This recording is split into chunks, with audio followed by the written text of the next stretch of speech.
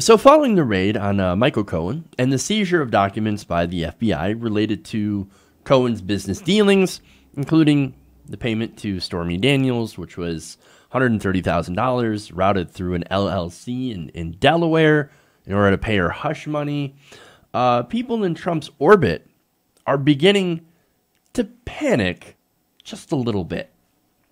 Sources close to the president spoke to Politico about what they describe as a very big problem or a potential problem for President Trump.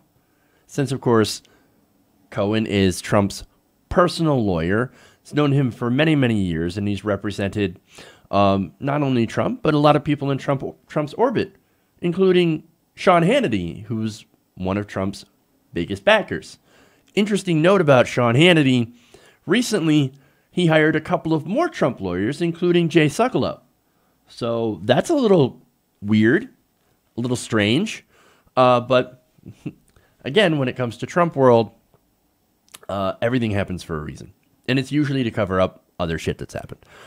Anyway, now, according to the article, two sources close to the president said that people in Trump's inner circle have in recent days been discussing actively the possibility that Michael Cohen, long seen as one of Trump's most loyal personal allies, might flip if he faces serious charges as a result of his work on behalf of Donald Trump.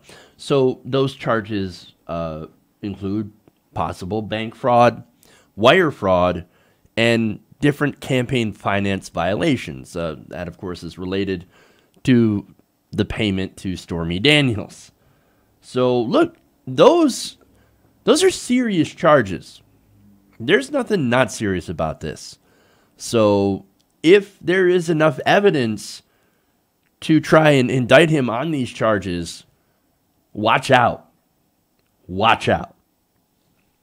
Now, the New York Times also notes, right, that to serve a search warrant on a practicing attorney, which is what happened when we had the raid, the FBI raid on Michael Cohen, is, look, you had to have a really, really high bar in order to do this. Because, of course, there's the possibility that you could violate attorney-client privilege. So they had to get the top Justice Department officials to sign off on this raid. Now, in order to get that approval, you already had to have some pretty good evidence that suggests that you could find even more evidence if you do this raid. So, look, I'm just saying that you had to have a lot of probable cause in order to do this, so there has to be something there. There's very likely to be something there. In fact, look, that entire thing, this entire raid has Trump's allies in an absolute panic. Because again, if those crimes are serious enough, and there's enough evidence behind them, as I think a lot of prosecutors are believing that there is, well then, look, this could lead to prison time. And look, if you're a prosecutor and say you want to go after somebody who's a little bit bigger of a fish, say the sitting president of the United States, just as an example, well, then you could dangle that lifetime sentence in front of somebody and say, hey, look, if you cooperate, well, we could reduce this. If you have good information, and look, the only reason that they would put that deal in front of anybody is because they have reason to believe that this person has good information, good evidence to be used to go after somebody who's a little bit bigger. So I'm not saying that that's happening. I'm not saying that that's going to happen. But I am saying that Trump's allies are incredibly nervous about that happening. We have more. For example, Alan Dershowitz, Trump supporter on Fox News, he said this, quote, "That's why they'll threaten him with life, or that's what they'll threaten him with, life imprisonment. They're going to threaten him with a long prison term and try to turn him into a canary that sings." Well, I mean, surely Michael Cohen is fighting back, right? I mean, look, he's not known for being super nice. So let's get his reaction, right? In an interview with CNN last week, Cohen called that raid unsettling, to say the least. but also said in the same interview that the federal agents were, quote, extremely professional, courteous, and respectful. Oh, they were very courteous and respectful. And I believe that the raid on myself was unsettling.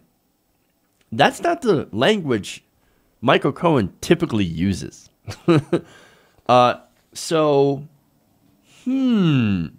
Interesting.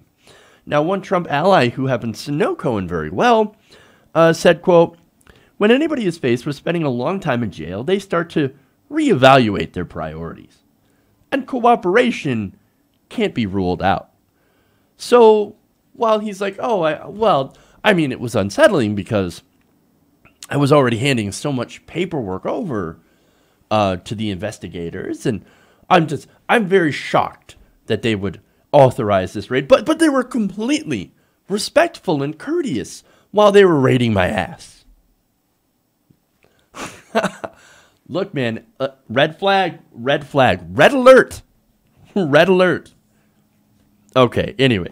So now, look, that's Cohen, that's his lawyer dealing with this. Well, how's Donald Trump dealing with this? About as well as you'd expect. Trump, according to the article, has regularly ranted to friends and advisors about the investigation into Cohen, according to two other people familiar with the conversations. He believes strongly that the FBI has pushed the boundaries of attorney-client privilege, telling friends that he and his associates are being unfairly treated.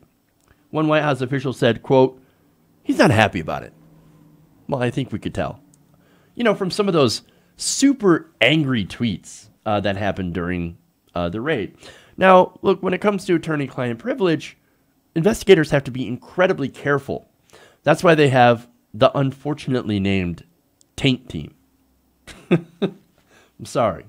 As I said, unfortunately named, that goes to try and make sure that whatever evidence is collected, they do it in a way that makes sure not to taint attorney-client privilege.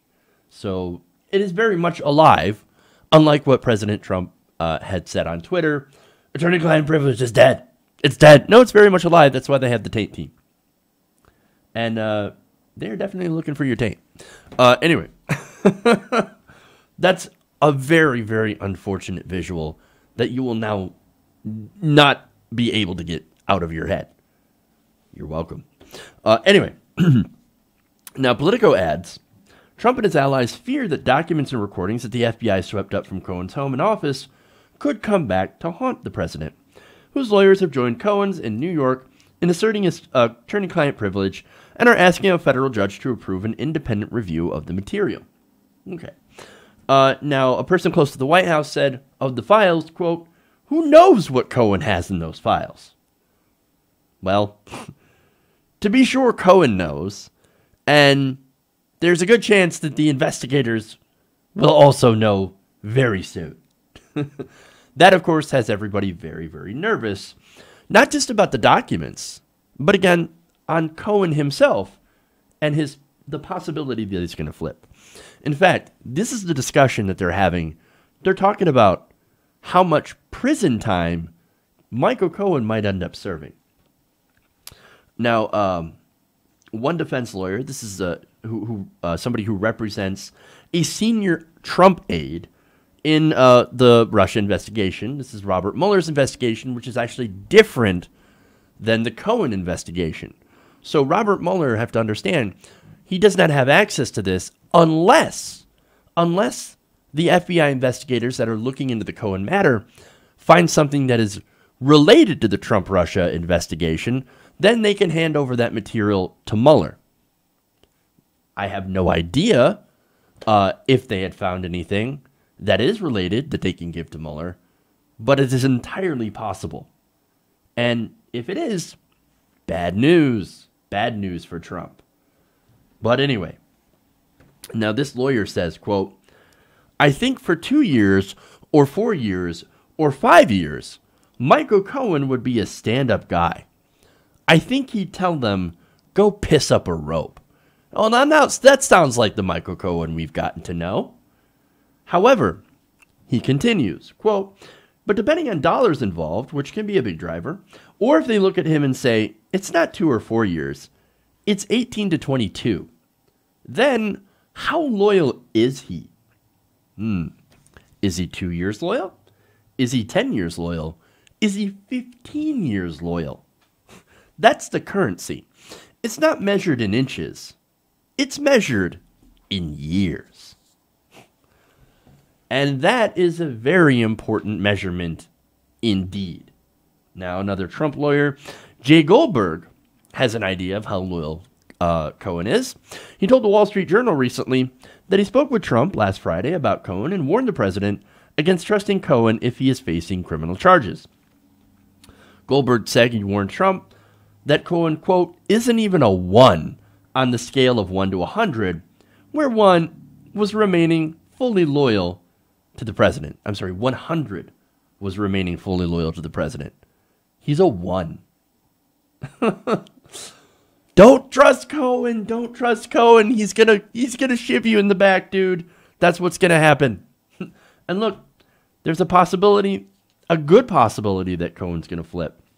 In fact, some of the recent news that came out today is that Cohen had just dropped 2 libel lawsuits on Wednesday against BuzzFeed and Fusion GPS.